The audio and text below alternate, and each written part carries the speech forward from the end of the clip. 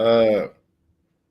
What's going on? What's going on? What's going on, man? It's your boy Jeremy. Got my guy Hassan with me, man. Welcome to another episode of No Huddle. Hey, man, how you doing today?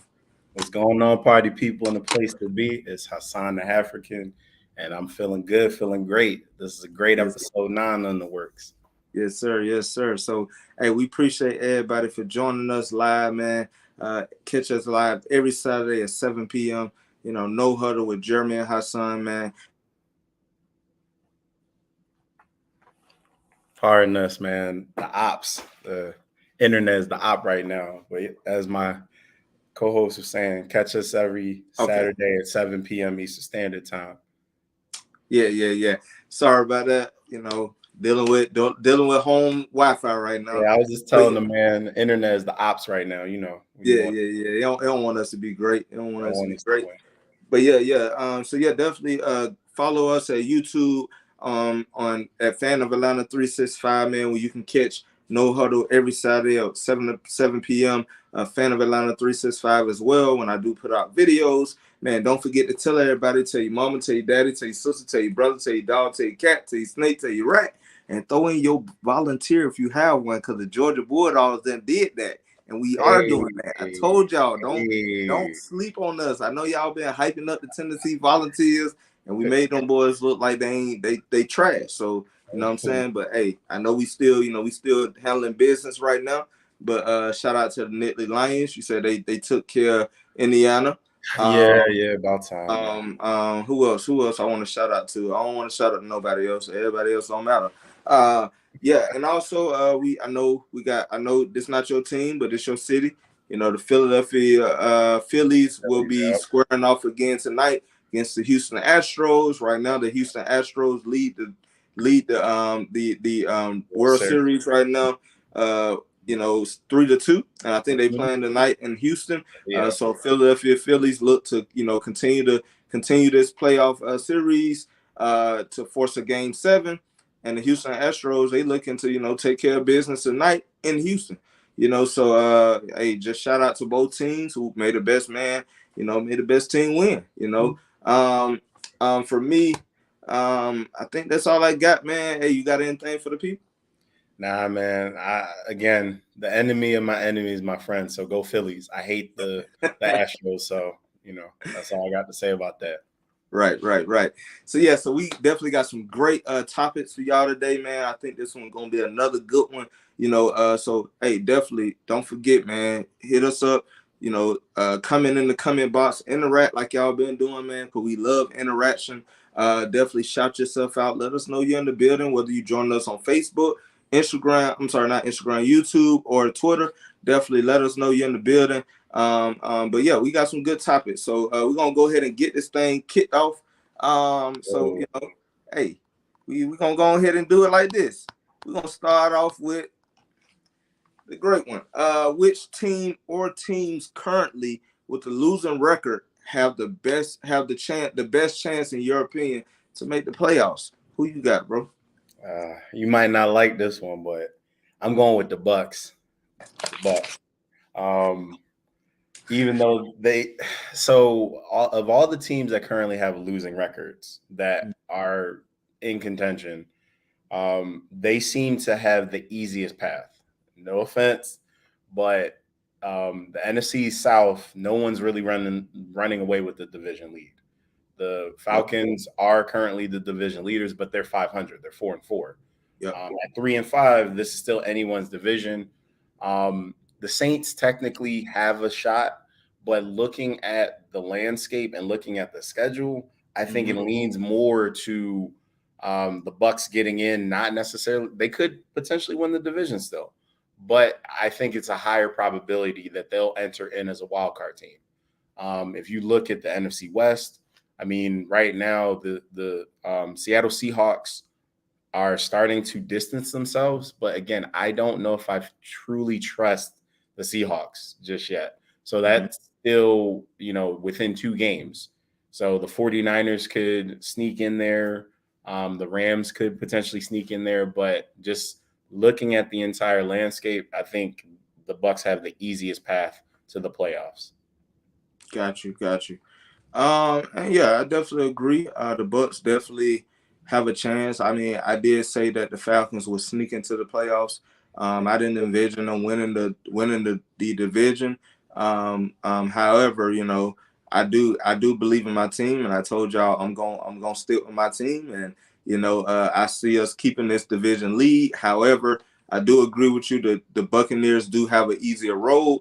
Also, the Buccaneers have the tiebreaker against the Atlanta Falcons, and because the Falcons is not running away with this one, it's going to make it tough for them to keep that energy all for the rest of the season to win this division. And we haven't won since we went to the Super Bowl that year, so it's damn time. But at the same time, the Bucks are in the division where if Tom Brady turn that thing on, they get all they guys back. You're looking pretty good.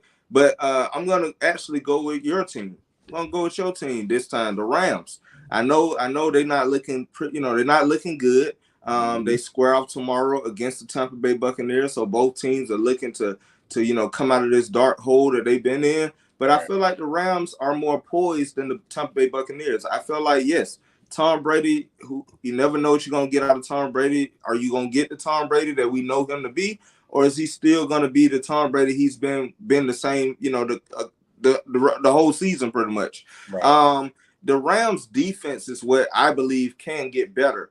Yes, their offense is gonna kind of be stagnant because you got Cooper Kupp and Matthew Stafford. However, that offensive line just has to get better. But I feel like due to their defense, if their defense can turn up to another level, I believe that they could take over. They'll sneak in. I ain't gonna say they're gonna win the division. I think the San Francisco 49ers will win that division. But at the same time, I think the Rams can sneak in, especially with the NFC being so tight.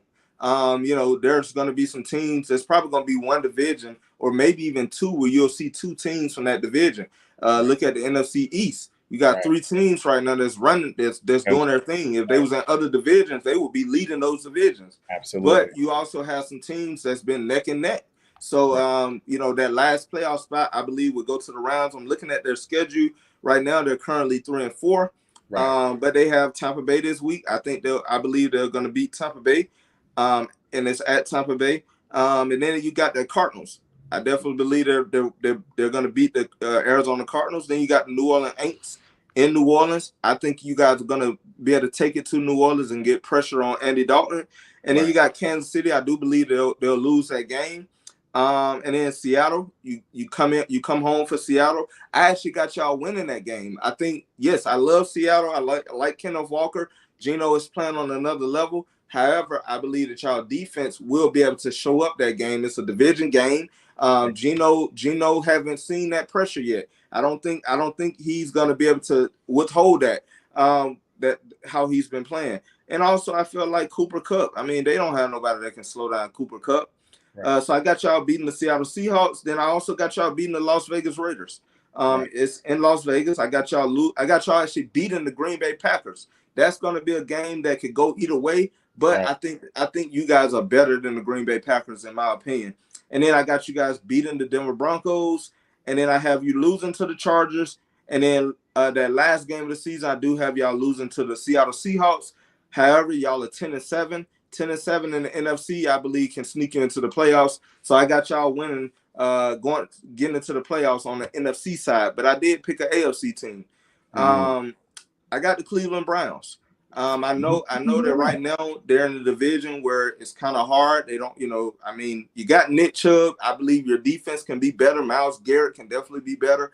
And so when I look at their schedule, you got Miami. I think they could beat Miami tomorrow in Miami. Yes, Miami has a lot of skill players, Tyreek Hill and Jalen Waddle, but is Tua going to be able to withhold or stand against that defensive front that the Cleveland Browns are going to be bringing in tomorrow?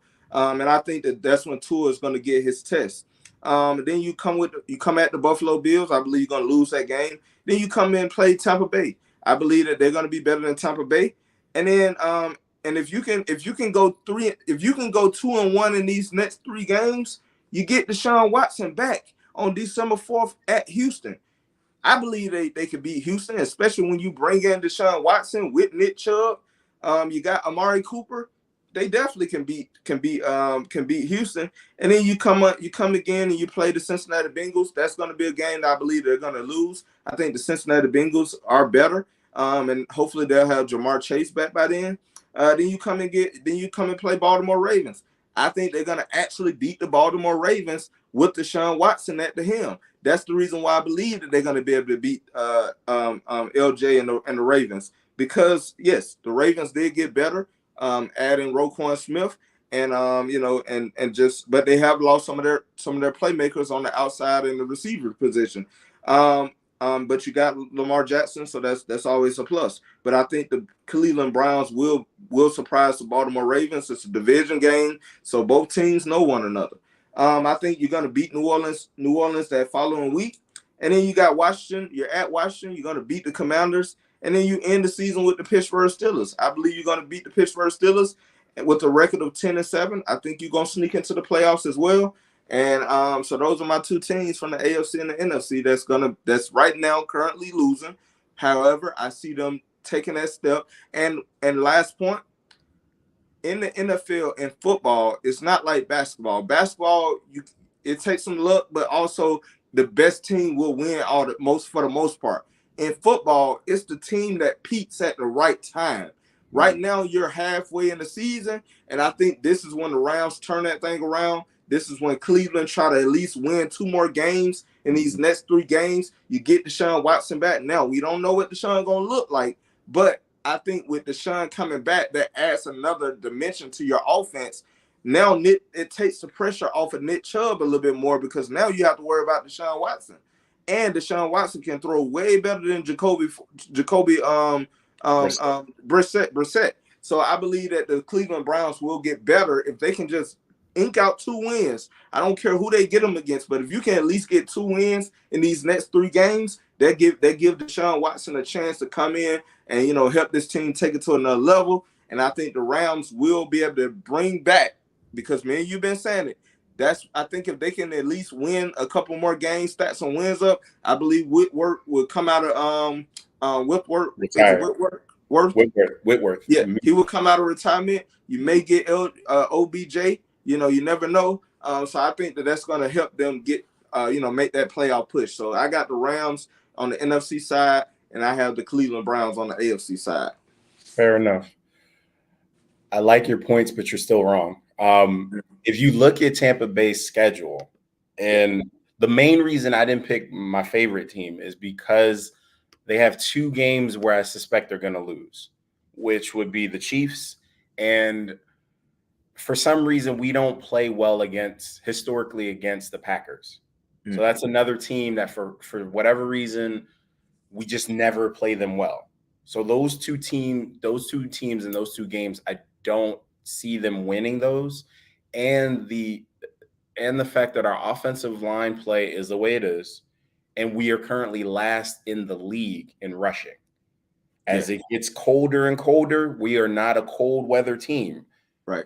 We need a more balanced attack. We're currently one-sided, and a lot of teams, they figured out, okay, the best way to stop us is to key in double, possibly triple Cooper Kupp and force Matthew Stafford to look at other options. And he has shown an inability to do so. He has a love affair with Cooper Kupp. And I think, unfortunately, this season, that's going to be our undoing offensively. The fact that we don't have a consistent offensive line, the fact that our run game is trash, and the fact that there's an over-reliance on a turnover-prone quarterback on one target, although he is arguably the best target in the NFL. So those are the reasons why I didn't pick the Rams. But going back to the Bucs, looking at their schedule, yes, they have us, they have Seattle, they have Cleveland, they have New Orleans, San Francisco, Cincinnati, Arizona, Carolina, and Atlanta. All of those games are winnable games. They could go either way, but all of those games are winnable games, and their defense is solid and strong enough to at least get them a few wins out of that. Now, you were more prepared than I was, but there was an AFC team that I was looking at, just looking at the divisions. I would say, and I hate that I'm going to pick this team, but I would say that the Colts potentially have the best shot out of all those teams. Now, a lot of stuff is going to happen.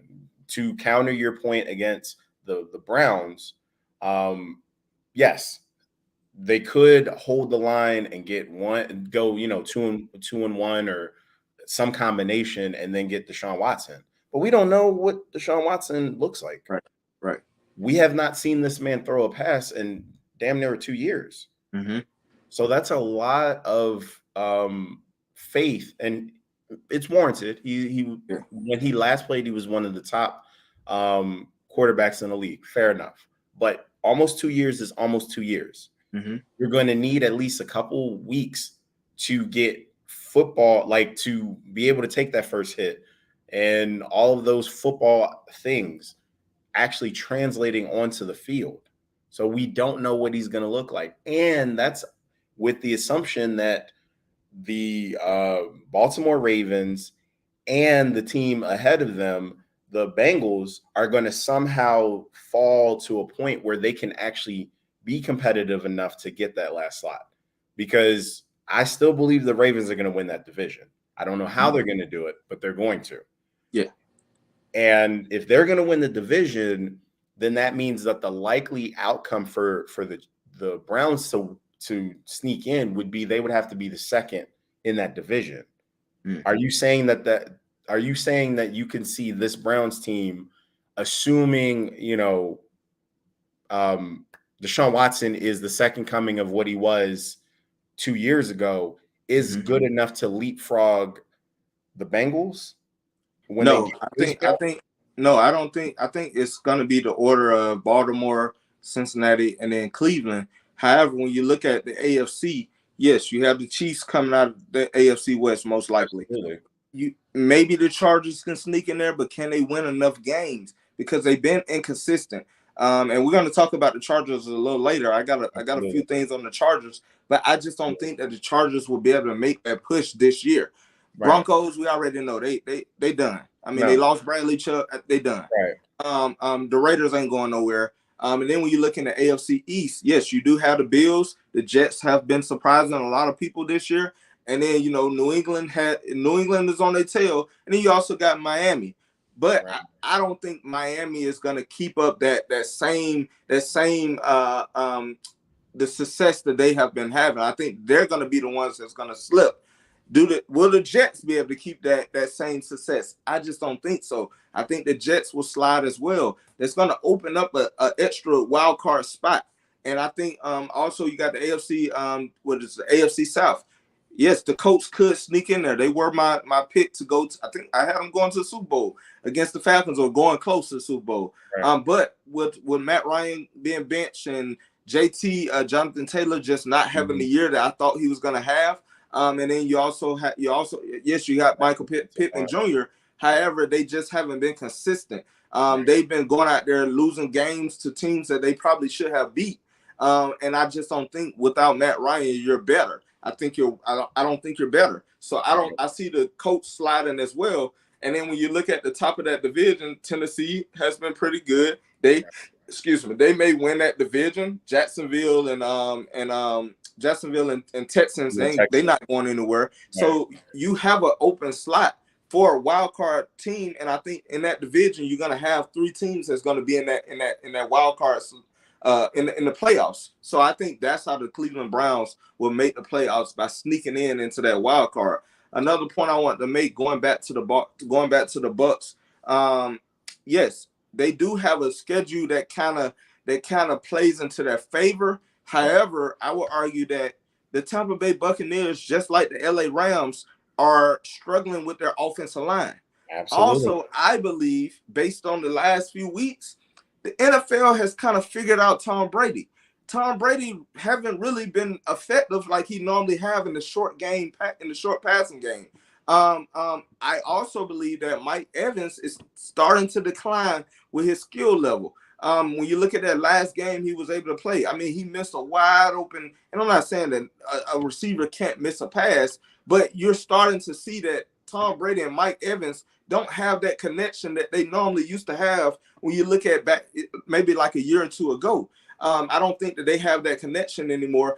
Leonard Fournette is not being able to run the ball effectively because by the time the Tampa Bay Buccaneers have become a passing team, and I think that by the time that the Tampa Bay Buccaneers take that, by the time that the other team gets up on the Tampa Bay Buccaneers, that makes Leonard Fournette pretty much ineffective in the run game, and the Bucs haven't really ran the ball effectively over the past few weeks, and you can pretty much blame that on the offensive line. I don't think their offensive line is good enough. When you look at the teams they're going to be playing, the Carolina Panthers have a good defensive line.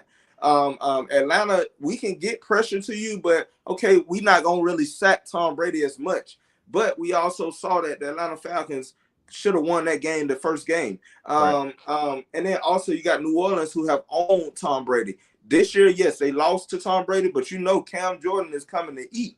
And then you have, I heard you say, I think the Cardinals, maybe they can I believe they can beat the Cardinals. San Francisco gonna be bringing that defensive line, and they got better with Christian McCaffrey. So I don't think that they're gonna be able to win some of those games that we would normally have said. Okay, yes, Tom Brady, because of Tom Brady, they're gonna win more games than they probably would if they didn't have Tom Brady. I just don't believe that's true this year. I don't think the Tampa Bay Buccaneers will make the playoffs. That's fair. I still think you're wrong, but it's okay. At least I respect your argument. The thing is, out of the teams in NFC with like losing records, technically, who could still make it, the Saints have. Let's see. Let's have a fighting chance. Well, the Saints have Baltimore. That's a game I don't see them necessarily. Yeah, they're not winning Baltimore. Right. San Francisco, now because of this new San Francisco team, they probably aren't going to win that one. Nope. They could lose to Atlanta. I mean, and they also have Philadelphia in week 17. Right. So those are three like games. Absolutely, they're probably going to get L's in. Now the Rams, again, we have the Chiefs. We chalking that one unless somehow a miracle happen. But let's just assume that's going to be a dub. I mean, it's going to be a dub for Kansas City. And then again, we have let's see, with the Rams, Green Bay. We never play Green Bay well, so I'm not hanging my hat on that one. And we have the Chargers. That could go either way, but I still would give a slight edge to the Chargers. Based on that, comparing that to the Buccaneers schedule, there seems to be a little more flexibility in there's no runaway favorite out of those matchups. Yeah, and I think by virtue of that, they have an easier slot, and the fact that again, it seems like it's going to be a slightly competitive / mediocre NFC South showing. They have a chance. They have a chance. I mean, yeah, they definitely have a chance. In my opinion, than the Rams and the Saints. Yeah, they definitely have a chance. Like I said, this division, Tampa Bay has ran this division. I mean, they have. But like I said, I believe that teams have figured out Tom Brady. They have learned how to stop that short game. And also, I think they have learned how to actually get to Tom Brady. Before, we wasn't seeing many teams get to Tom Brady. And once you get to Tom Brady and you're able to get him on the ground, I think line and a lack of a running game. Because I mean, yes, we as football fans, we as the general NFL public have known how to get to Tom Brady for damn near 20 years. Yes, but we saw it happen successfully in the Super Bowls that Tom has lost. Right. Against the Eagles and both times against the Giants. He lost primarily because their defensive lines were able to get an unusual amount of pressure on Tom Brady to either force him to make a poor decision, which is very rare for Tom prior to this year, or it's a situation where the defensive line was able to force the 3 and out and give the other team an opportunity to score the last play of the game. Right. So I'm saying all that to say this appears to be the first year where you can consistently say we have a game plan for Tom Brady and it works. Yes. And he and the rest of his team whether Yes. it's the Patriots of old or this Bucks team, their personnel, they don't have the personnel necessarily to adjust as well as in the past. Mm-hmm. But I don't think that's indicative of Tom Brady. Yes, he has distractions going on, but I don't know too many quarterbacks who could survive under that offensive line. Yeah, I'm not saying that it's But Tom Brady's fault. I get what I get Yeah, your I'm not saying it's Tom Brady's fault. When you say the Rams, we believe that Stafford can get it done if he has right, an offensive line. He right. doesn't have that. Tom Brady And a number two option so he can stop force feeding Cooper Kupp. exactly. I mean, his number two option is Higby at And tight it end, shouldn't be. and that's it. You The know, problem is it shouldn't be. hopefully Van Jefferson can get back on. You know, get more targets as well. But you And know, Allen like Robinson I said, wake up out of slumber. right, we didn't get to see that last game. Allen Robinson, hopefully he can turn it up. I mean, can he? I mean, you know, your boy already predicted that one, but you know, I digress on that. I digress on that. Enough. But I think that the Rams have a better chance due to their defense, Right. not their offense. Right. Due to their defense, I believe that defense can win you games. Right. If it's not going to beat the Kansas City Chiefs, because when you playing teams that's high power offense, it may not work. But there are some teams like Green Bay who's not as talented as they once were, and people, I think we're starting to show we're starting to expose Aaron Rodgers a little bit as well. Right. So, like I said, I believe that due to the defense of the Rams, and also they're going to be motivated because you just came off a Super Bowl run. You don't want to go. I understand there has been plenty of teams that have came off a Super Bowl run and never was able to, you know, to rebound or whatever like that. But I don't think that the Rams want to be that team that's known for winning the Super Bowl a year ago, where they was pretty much the best team in the NFL, to now coming into a season where they barely scratching to even try to make it to the playoffs. Like, this is not the Rams that we know. I believe that the Rams defense will be better to help them make that push to the playoffs. Crazily enough, they're still in the top 10 in most defensive categories. So you're not wrong. I still think you're wrong, but that point is not a wrong point. So pretty much, I'm just not gonna change your mind. But you know what? Because selfishly, I want you to be right, but I'm not feeling it. But stranger things happen. I mean, who knows? I would love to be wrong this time.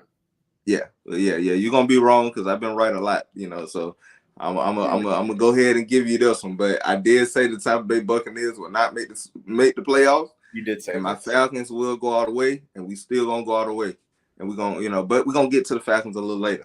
But yeah, that was a great topic, man. Let's go ahead and get to this second topic. The second topic of the day is which trade, as we all know, the trade deadline just finished up last week. Which trade, in your opinion, was the most impactful trade that's going to help that team either make a playoff push or just launch them into a better team? There were a lot of trades I liked. I'm not gonna lie. I really like Robert Quinn going to the Eagles. The rich keep getting richer. I really like Roquan Smith going to the Ravens. However, I believe the most impactful trade, just because of fit, need, and divisions or division standings, Christian McCaffrey. And I might be a creature of, or it might be recency bias, because I saw him single-handedly dismantle my favorite team. Yes. But again, I mean, they needed a top-tier running back. If you look at their offense outside of quarterback play, the biggest issue with the 49ers, two. George Kittle has not performed nearly up to his capabilities and expectations. So that's limited their offense. And then two, they haven't really had a dominant run game. Yes.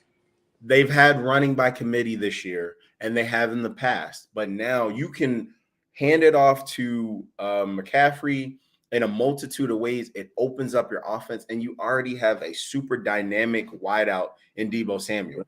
We talked about the Rams 49ers game, and I was like, oh, no Deebo Samuel, we got this one in the bag. And we didn't. And he was single-handedly the reason why. And I know you called it. So there.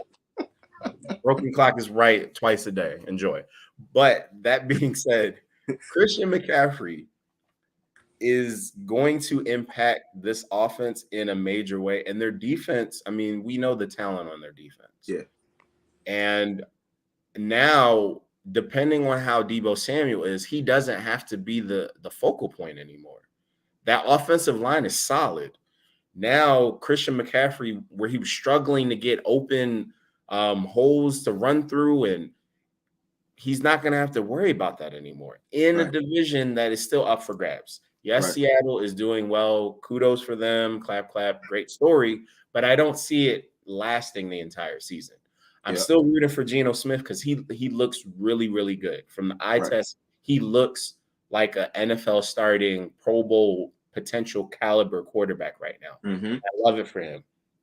That being said, I still think the best team in that division has become the 49ers because of this trade. And because of that, because the Eagles didn't need, to me, they didn't need Robert Quinn.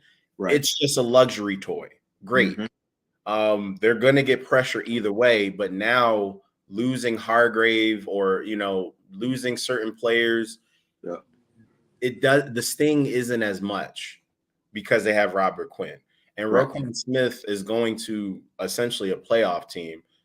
Yeah. Did they need him? Not necessarily. Right. But they needed him a little bit more than Robert Quinn was needed with the Eagles. That's right. Those are the three trades that I like the most. But again, by far, Christian McCaffrey is the most impactful.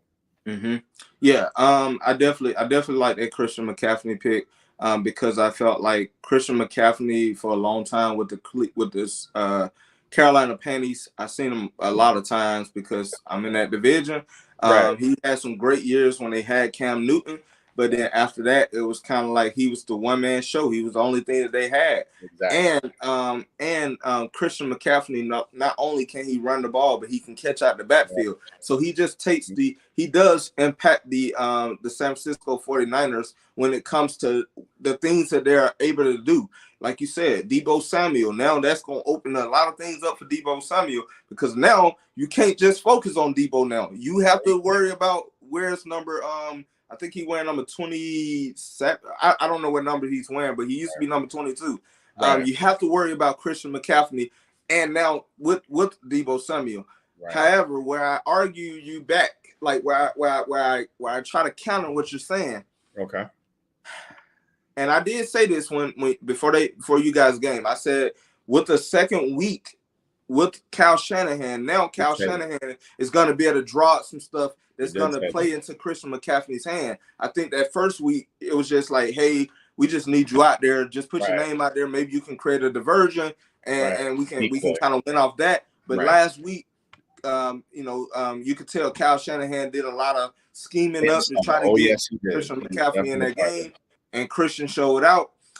But first, can they keep that up without Deebo Samuel? I don't know how long Deebo Samuel is going to be out. I don't know if he's returning back this week. They did do that without Deebo, but when Deebo comes back, how do you split that load? Because Deebo needs the ball in his hands, just like Christian McCaffrey. And then also, can Christian McCaffrey stay healthy? That's been the thing. Can he stay healthy? He's not that back that's gonna give you a lot of carries. He can't be that bell cow. So you need some backup, and you do have Deebo Samuel, so maybe that can limit his carries. But my question is, can Christian McCaffrey stay healthy? And I think that's the only way that this trade can turn out bad for the San Francisco 49ers. But I do think it's a great trade. But I have a better trade that I believe that's under the radar. But I think it was the most need. It was the most need for this team. And I'm actually gonna go with T.J. Hawkinson going to the Minnesota Vikings. The Lions traded their second round pick for this year and third round pick for next year. In return, the Vikings received, of course, T.J. Hawkinson. They got a this year fourth round pick, a conditional fourth round pick for next year. But I guess the internet didn't like your point. Pardon the technical difficulties, folks. My colleague will be back shortly. Okay, I'm back. Look at that. Yeah, the internet didn't want you to win. They ain't like that. They ain't like Yeah, that. they don't like that. Agree. They don't like that I didn't poke so many holes in your argument, and now I'm Wow, making a boy. better All right, here we argument. I go. think that's All what right. it is. They don't All want right. me to be great.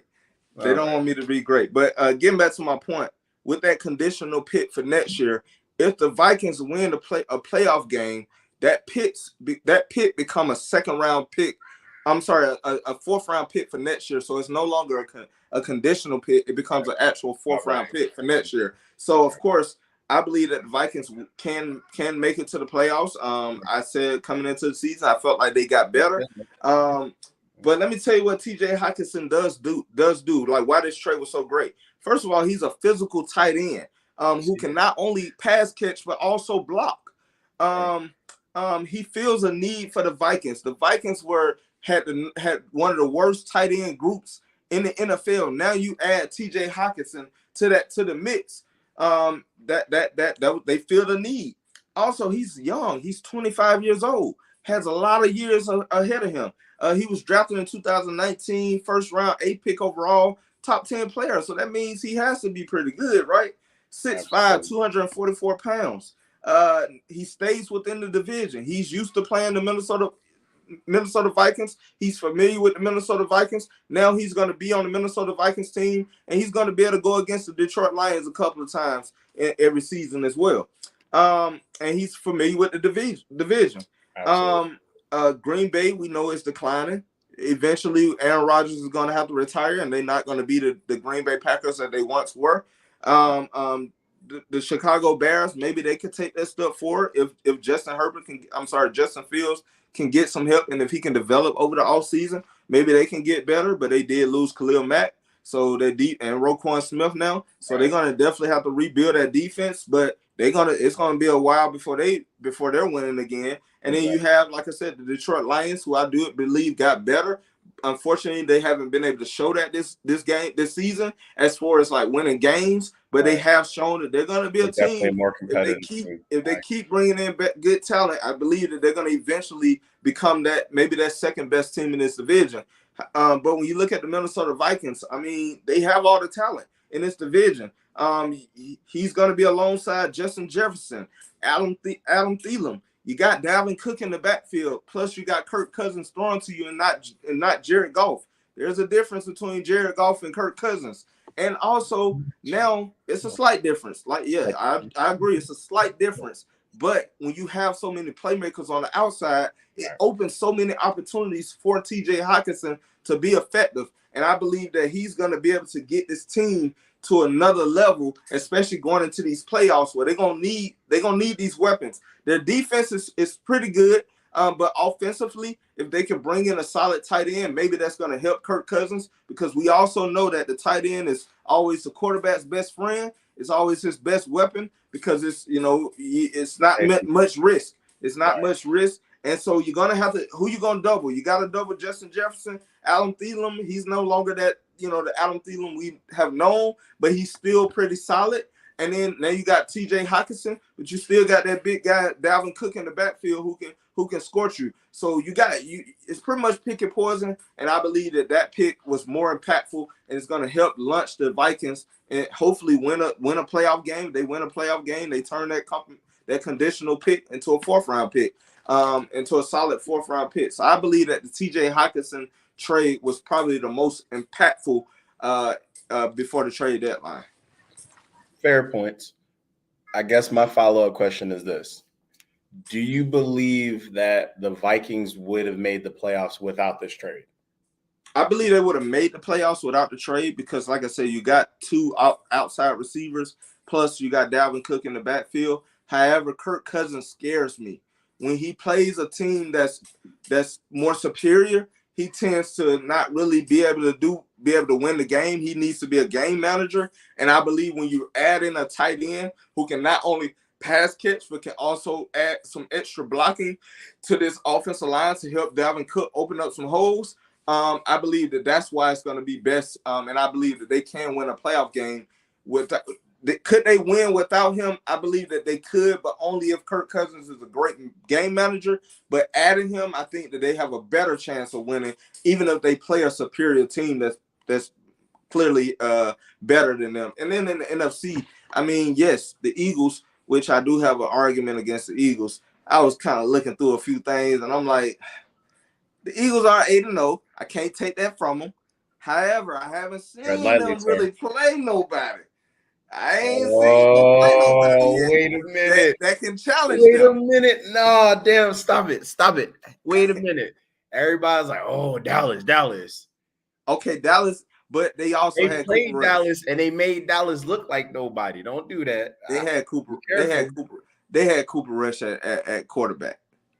Everybody's like, Dallas defense though, and that's a division. And it's a division Dallas game. Defense though. That Dallas defense. Yeah, I mean, I like Dallas. Dallas defense is.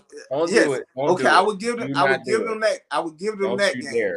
I would give them that game. I would give them that game. But who else have they played? Sir, just because teams are underperforming and the Eagles have played well. Oh, speaking of which, who have they played? Guess who? Those same Minnesota Vikings you're talking about, and they mopped the floor with them. So let's stop it. So you think with them adding TJ Hawkinson, the Eagles still going? They were going to make the playoffs regardless. Oh yeah, they can make the playoffs. So the reason I asked my question is I feel like your response strengthens my point that the Christian McCaffrey trade was more impactful. Because the Eagles were going to make the playoffs if they did nothing. Minnesota Vikings were likely going to make the playoffs even if they didn't trade for TJ Hawkinson. The 49ers, I don't see them making the playoffs if they didn't make this trade for Christian McCaffrey. That's why, to me, this trade was the more impactful. However, you made a lot of valid points, especially because of fit and need. And because, like you said, I agree with you. The quarterback for the Minnesota Vikings, he's more of a game manager. He can put up stats. He can throw the ball. It does help because he has a better deep ball than Jared Goff. So Hawkinson could get more yards and probably more touchdowns. And he's a better quarterback in the red zone. Jared Goff, for all of his strengths when he was with the Rams, he was never a high percentage quarterback in the red zone. He had Todd Gurley during those years and an early Cooper Kupp to help him. Right. He was never a great red zone quarterback.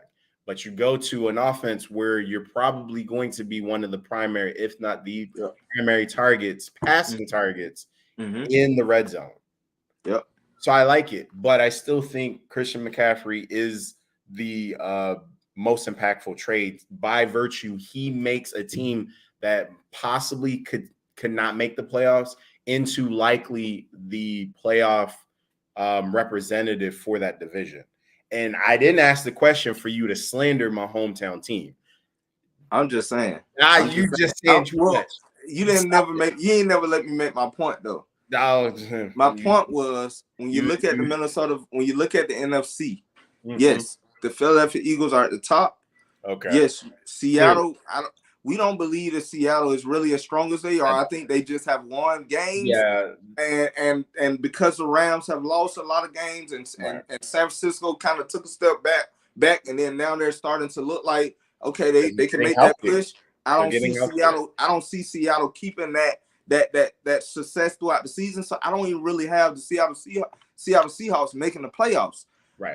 So I think the San Francisco 49ers will win that division. The Rams will be the second in that division. Seattle goes back to the basement where they belong. And now they're going to be above Arizona. They're going to be above Arizona. Basement. Yeah, they're going to be above Arizona. So they may be on like the main level of the house, but they're not upstairs. And then other than that, yes, and the NFC South is kind of like who just going to make the playoffs just because by default, just by winning the division. So you pretty much ain't really got a strong team there. And then when you look at the NFC East, you have a lot of strong teams: Philly, Cowboys, Giants. But other than that, Minnesota pretty much has a chance of winning more games just because of the teams that potentially can make the playoffs. Can they beat are the Eagles better? Yes, the Eagles are better. are the Cowboys better? I believe that the Cowboys are better on defense. However, on offense is where they may struggle at. But can the Minnesota Vikings offense overcome their defense? That's going to be a hard game, because not only do the Cowboys know how to get out to the quarterback, but also the Minnesota Vikings have a lot of talent around Kirk Cousins that can kind of help him. So I think that may slow down that Dallas defense. So now it comes to the point where, can the Minnesota defense stop prevent the Cowboys offense from being effective? And I think that's what's going to be the determining factor if those teams had to play each other. I believe that the Minnesota Vikings just put themselves better overall than the Cowboys. But I believe that, are they better than the Philadelphia Eagles? No. I don't think nobody right now other than the Kansas City Chiefs on offense may be able to stop the Eagles, but defensively the Eagles gonna run over them. Maybe the Buffalo Bills overall in the NFL, but other than that, it ain't too many teams that's better than the Philadelphia Eagles. The Cowboys, I believe that Minnesota Vikings put themselves above the Cowboys overall as a team. The Giants, I definitely believe they're better than the Giants. The Giants just winning on a lot of luck, and I mean, they good, but defensively, and Saquon has shown that, hey, I could be that guy. But I don't think the Giants is going to do anything in the playoffs. If Minnesota was to meet the Giants, I think the Minnesota Vikings win that game hands down. And then, like I said, all the other teams, can Atlanta beat them? No. Can the 49ers beat them? That would be a good game. Both teams are pretty even, but I think it's going to come down to who defense can be better that game, and also is Christian McCaffrey healthy. That's pretty much what it comes down to, that matchup. I got you. Those are fair points, because you were looking at it from playoff positioning. Yeah, playoff positioning.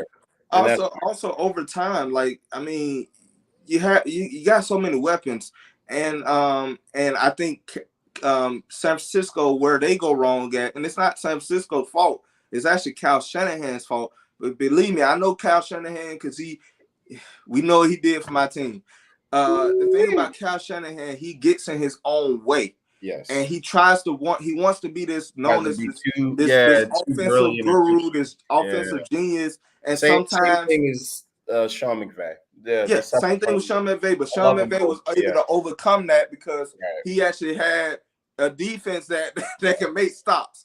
Kyle Shanahan, he gets in his own way every time. And Christian McCaffrey would be a victim of that, where he should have been running the ball, but he wanted to show that, hey, I was smart, because I went and got Jimmy Garoppolo, and I turned Jimmy Garoppolo into a winning quarterback. And then that's when the San Francisco 49ers come back down to earth.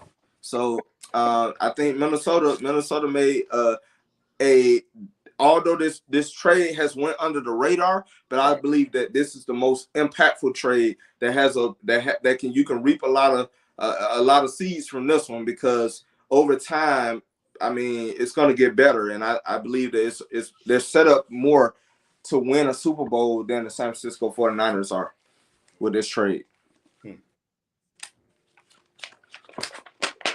Yeah, because when you look at T.J. Hawkinson's stats, 26 receptions, 395 yards, 3 touchdowns.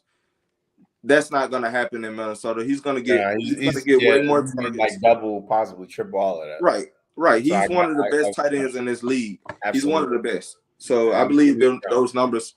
I don't think he'll be 1,000. I don't think he'll be 1,000 yards receiving tight end, but I definitely think he can get into the 800s or whatever like that. And then also his touchdowns is definitely going to go up, because in the red zone, he's going to be that target. Right. He's definitely going to be that target. Mm-hmm.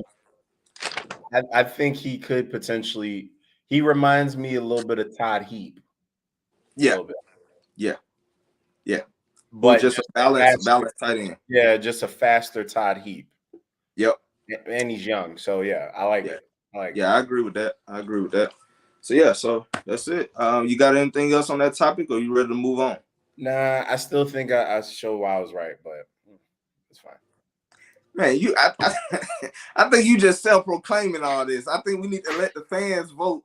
Hey, who do y'all think? If you watching, or if you gonna watch this video a little later, y'all let us know who y'all think made the most compelling argument to say which team based on the trade after the trade of the trade deadline, who do you think has made the most impactful, I guess, trade that's going to help launch their team into success, and not only success for this year? I'm projecting that this success will continue on for years and years if they keep this team together.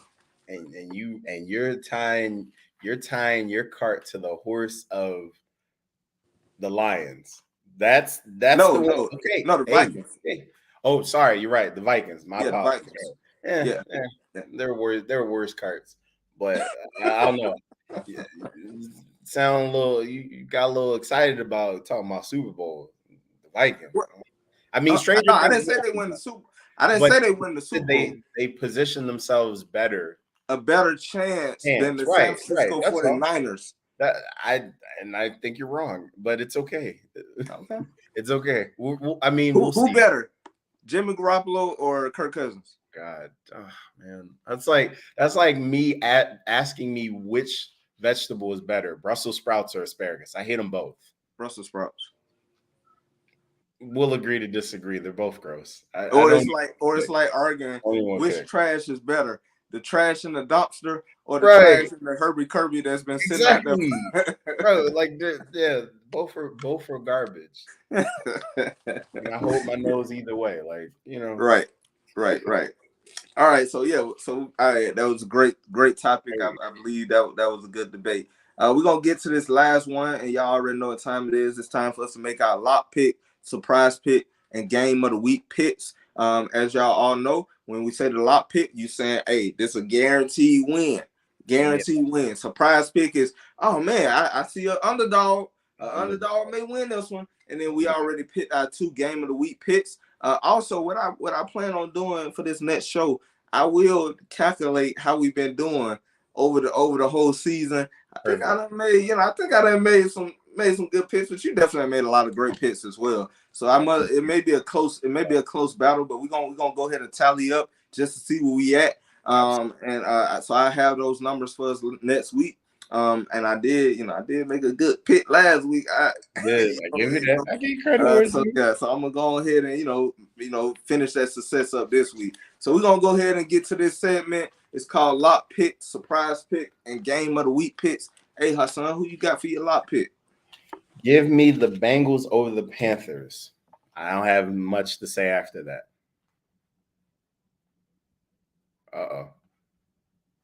I guess the internet don't want to hear your pick. Bear with us, folks. He should be returning shortly.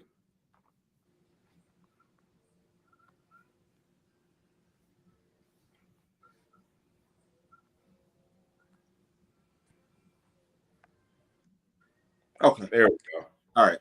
Welcome back. But yeah, in case you didn't hear me, I had the Bengals over the Panthers. Bengals over the Panthers. Bengals over. I love it. I need the Bengals to come through for me. So yeah, definitely. I would love to see that happen. For me, I have the Minnesota Vikings over the Washington Commanders. That's my lock pick. Minnesota is already good without TJ Hawkins, as we just said. I don't think TJ Hawkins will be as effective this week because he's fresh. But I definitely feel like just get him the ball and get out his way and let him do his thing. And Washington Commanders, we already know what we getting out of them. Just a slow start and never even get going until the end. Scary Terry can only do so much. He's on my fantasy team every week. I'm like, dang, bro, get some yards. And then finally he'll surprise me and get a few yards. But that's all they really have on that offensive side of the ball. Oh, don't do that, Jahan Dotson. They have him, but I know he's injured or not playing as effectively. But yeah. Yeah. So Scary Terry is all they have. Disrespect. Did you want me to go? Yeah, who you got for your surprise pick? So my surprise pick is actually gonna surprise everybody. I actually got the New York Jets with the surprise over the Buffalo Bills. Oh yeah, I'm going heavy this week. We going heavy this week. New York Jets. Yes, they will be without. I think I wrote it down. Did I? No, I didn't. But I do know Jordan Poyer will not be playing this Yeah, he game. won't be playing. I think the Jets defense has been surprising a lot of people, especially with Sauce Gardner. He's going to be on Stephon Diggs, and that's going to be a great matchup. And I Absolutely. believe that Sauce Gardner is going to show, hey, give me some buffalo sauce now. I'm buffalo sauce. So I believe he's going to be able to slow down, not shut him down, but slow down Stephon Diggs. And I think this Jets defense will eat, which is going to help launch them to success. The Jets did lose Breece Hall, which I had a lot of Big hopes deal. for. He was on my fantasy team. He was Absolutely. to me, I wanted him as with the Falcons. I Offensively. wanted them to draft him as a running back. I believe that he was the best running back in this draft. And he showed that, but unfortunately he got hurt, and he's out for the season. So Michael Carter will be the starting running back. And I just don't think the Jets offense is going to be effective, but I think their defense is going to actually win this game for them. I do know that the Buffalo Bills will get out to Zach Wilson, but I think that and Jets gonna have to definitely get, they're gonna have their hands full with Josh Allen being able to run out that backfield. But I actually got the Jets surprising the Buffalo Bills this week. You really went out on a limb there. Yeah, I went out on a limb. So this one is a bit interesting because two teams that are in bottom feeders, but I have the Raiders over the Jags. Wow. I have the Raiders over the Jags. Both teams aren't looking too hot, but out of the two, I would say the Raiders are underperforming the most. Right. And they probably need this win more so than the Jags because to try to keep pace in that division. Right. Especially because you got the Broncos not playing as well, and it's a toss-up with the Chargers. Who knows? They win this game, and then they get on a run. They could, at least be competitive and potentially still make the playoffs. They're not mathematically out of it, but that's the team that I have as my surprise pick. Plus, they need it way more than the Jags. I mean, Jags were playing with house money earlier in the season. Right. Got you. Okay. So now we're gonna get to these game of the week picks. Well, we already chose the two games. So the first game we chose was the Buffalo Bills. Oh, dang! So my surprise pick was surprise. My surprise pick was one of the picks. So if you want me to go ahead and pick another surprise team, I can. Or I could just double dip. I like it. It is double dip then. Because think about this. When's the last time we remember the AFC East having two teams fighting for the division and they weren't the Patriots? Right. I'm good with it. Right. And had it not been for Breece Hall's injury, this game would have been really, really competitive. I still think it's going to be competitive because, like you said, both defenses are going to keep each other in the game. Right. Well, more so the Jets defense is going to likely keep them in the game. Yeah. But I like what I'm seeing from this Jets team. And like you said, Sauce Gardner, I didn't show him as much love as I should have last week. And for that, I'm sorry. He is playing lights out, and he should be the front runner for Defensive Rookie of the Year. He's playing amazing. So.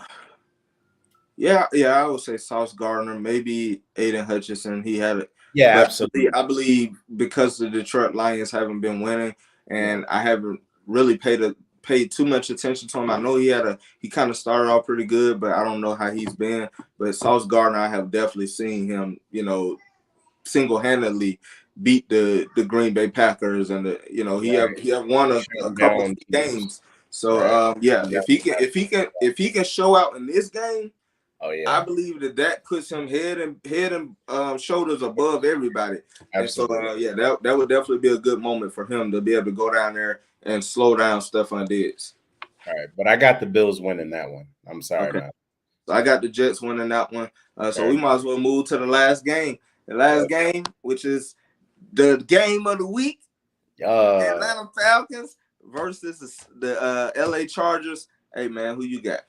You ain't gonna like this, but I got the Chargers, man. They need it. And I think they have a better setup on offense and defensively. They have some pieces that can get after your offense the Falcons offense and make things a little more uneven. However, the one thing that I am excited about, Cordell Patterson apparently has just been activated off of injury reserve. So the offense should look a little more dynamic because I feel like he's the engine of this offense. He goes, surprisingly, is the way he goes is how the offense goes. Right. So, right. Yeah. All right. So let me go ahead and tell you why the Atlanta Falcons will win this game. Come on, bring it. I'm probably gonna go on a limb again. But the Atlanta Falcons will be without AJ Terrell and Elijah Wilkinson, which Elijah Wilkinson, that's a big one for our offensive line. But we have seen Jalen Mayfield be able to come in and shore up that left guard position. He has a lot of playing time. So I definitely don't think that the Elijah Wilkinson injury will hurt us as much because this offensive line has been blocking. And you alluded to it earlier. You get Cordell Patterson back, who adds a different dynamic to our team. Plus the running game that we have been able to show for the past weeks, even without Cordell Patterson, the running game has been great. Actually, I have met Caleb Huntley when he was a child. My mom, he used to come to my house, and my mom actually sold his mom a car because they was all, they was kind of poor, and my mom sold him a car. But they used to come to our house all the time. My mama reminded me, and his mom and my mom are still friends. And but yeah, he's playing for the home team. And dude, whenever you get a chance, watch Caleb Huntley. He was actually my dark horse last year when he went undrafted, and I said, y'all better watch out for Caleb Huntley.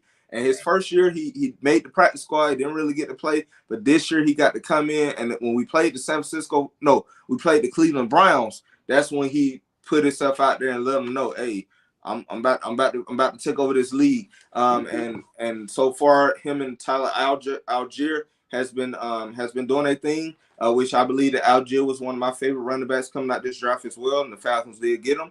And I told people, I do a lot of predicting. I'm like Muhammad Ali. I'm good with these predictions. But you add Cordell Patterson to this run game, and not only to the run game, to the passing game as well. But let me tell you another reason why the Atlanta Falcons will win this game. When you look at the Chargers, Keenan Allen will not play this week. Mike Williams will not play this week. Dustin Hopkins, who is the kicker, he'll be out. Donald Parham, the tight end, is out. Linebacker Chris Rump is out, and defensive tackle Jerry Tillery is out. They will have Austin Eckler. However, he's questionable. So we'll see. He's a game time decision. But of course, I believe he's going to play. He played last game. I think he's going to still play. He had a full practice last practice. So I guess like since Wednesday, I want to say. So I'm pretty sure he will play. So he'll be pretty much their only weapon that they have left. Without Keenan Allen and without Mike Williams, that's going to present some trouble for the LA Chargers. And let me tell you one more point. They still have Gerald Everett though, their tight end. He's been solid this year. Yeah. So let me tell you why we will win this game. We got a guy that's played in this division. We just traded for him. Rashad Fenton, cornerback. Played for the Kansas City Chiefs. He knows this team very well. You will be without AJ Terrell this week. You don't have Casey Hayward. He's on IR. But these rookies that showed up last game against the Carolina Panthers, although the Carolina Panthers, did put up a good amount of yards passing the ball with DJ Moore, but these rookies showed up last game. DJ Moore made a lot of explosive plays. It really wasn't like we really shut him down, but he made a lot of explosive plays, especially that last play that could have won the game, which he was player of the game for us because he helped us win that game and get out of there with the dub. However, you bring in Rashad Fenton, you still have Isaiah Oliver, and then you have one of these rookies that's going to step up again and play some more minutes. Some more time this week. No talent on the offensive side of the ball for the Chargers. A lot of their talent is going to be gone. So this opens up an opportunity for the Falcons to be able to get some pressure on Justin Herbert and slow down that run game. And I believe if you can do that, and too many teams haven't been able to really just run on us like that. Although Nick Chubb had a day against us, and Dante Foreman had a great week against us last week. However, every other team we've been slowing down the run, so I believe we can slow down Austin Eckler, even though he can do a lot of things. He can pass catch and he can run the ball effectively. But I think the Falcons, because of the weapons that will be out this game, I believe that's going to help the Falcons win. And I believe that the Falcons will have to put some pressure on Justin Herbert. And Dean Pease knows how to call him up. He's definitely good at the blitzing. And we're going to play a lot of one-on-one, cover one. But we're going to be sending blitzes from everywhere, especially without no Keenan Allen and no Mike Williams. My Falcons will be rising up again, and we'll see Carolina again for number 2, part 2 on Thursday, primetime game. And we're going to win that one as well. But, we just focusing on this week. Yeah, well, we'll see. I mean, you guys traded away Deion Jones, but he haven't played all season. This is also true too. He haven't played all season. You got Michael Walker and you got Rashad Evans, who's been a dog out there. And so I believe that linebacker we good. We got Troy Anderson, the rookie. He's been pretty good as well when he got his opportunities. So I think defensively we should be able to get after these Chargers. Where the problem is going to present itself is can this offense withstand Joey Bosa and Khalil Mack? That's gonna be the determining factor. But I think with this Atlanta Falcons offense, we can do so many things. We can run with our quarterback, run with our backfield, get the ball to Kyle Pitts, get the ball to Drake London, get the ball to our playmakers. You add Cordero Patterson, that's definitely gonna take this offense to another level this week. So I definitely think we should be able to.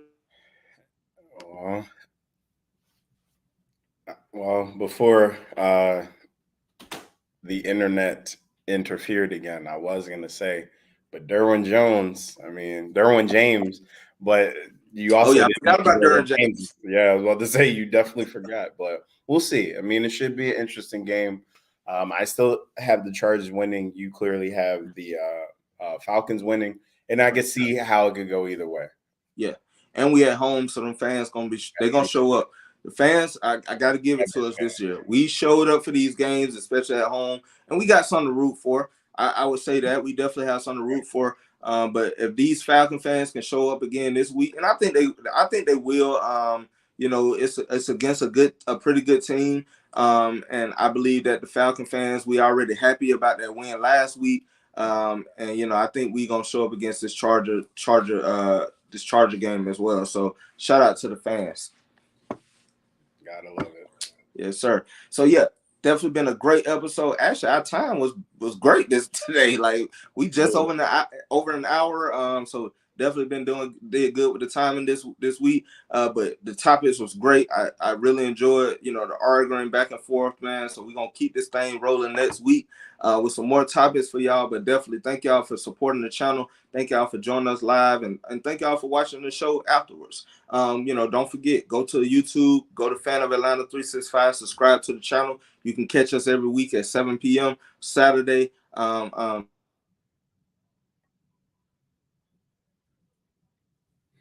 Yep. Like my co-host was saying, we appreciate the love and support. Again, you can catch us every Saturday at 7 p.m. Eastern Standard Time. Finish it out, man. Yeah, man. They don't want us to win. They definitely don't like me today. I don't know what it is. Maybe it's your picks. But nah, man, thank you guys for the love and support. We're halfway through the season, and it's been a great season so far. We love the fan interaction. It was a little quiet this week, but who knows? We're looking forward to more fan interaction next week, and continue to love us, like and support. Tell everybody you need to. I ain't gonna steal my man's thunder, so I'm gonna let him end it. How'd it go, brother? Hey, tell your mama, tell your daddy, tell your sister, tell your brother, tell your dog, tell your cat, tell your snake, tell your rat. Hey, throw in your Tennessee Volunteer if you can. I don't know if we won the game. I'm just saying. Who the real number one? We not number 3. Y'all had us number 3 on y'all list. We number 1. We haven't lost since the SEC championship of last year. And y'all think y'all can just put us at number 3 and say, oh, because Tennessee been winning games, they beat Alabama. Now they number 1. In order to beat a man, you gotta beat the man, and y'all haven't beat the man yet. So I can probably announce that the Bulldogs are still undefeated. It was a final score 27-13. So Congratulations. For those Bulldog fans out there, congratulations. Yeah, y'all beat a couple teams I don't like. Well, I don't really care about the Volunteers, but y'all beat Bama. Appreciate that. And y'all still undefeated. That's Well, what's we'll up. see. I'm pretty sure we'll see Bama in the SEC championship. And I'm pretty sure they're gonna make sure Alabama get to the playoffs like they always do. I just want it's only one team I really want to lose.